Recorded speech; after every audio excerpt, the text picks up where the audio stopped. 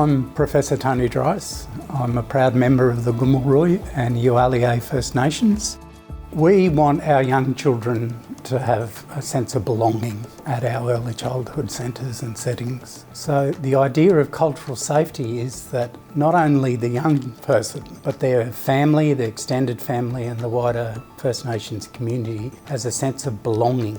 The single biggest factor that can be a risk factor in terms of sustained early childhood participation is the lack of cultural safety, i.e. the idea that First Nations parents, carers and extended families don't feel that the centre embraces culture, understands culture, celebrates culture, shares culture, taps into culture. It's a 24/7 endeavour to build cultural safety and competence within centres, which means including First Nations people, not only in terms of children, but First Nations people, whether it's an elder, for example, the idea of an elder in residence, singers, dancers, storytellers.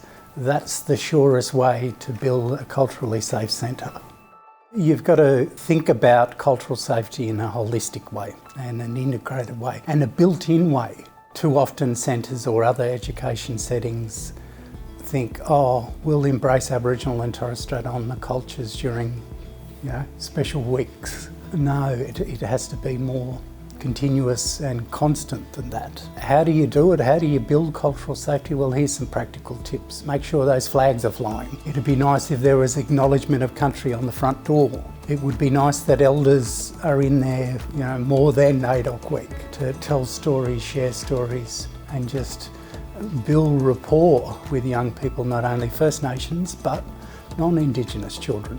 It's okay not to know, but it's not okay to stay that way.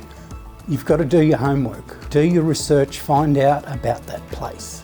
Find out about whose country it is, what mob are from there, the history of the place. When you look at the early years framework, it obviously has three elements, and I think they talk really clearly to First Nations principles and values, namely belonging, being, and becoming. And I've created this metaphor of the tree to explain that. And if you like, the becoming akin to the branches, they're reaching up, they're reaching out, they're branching out.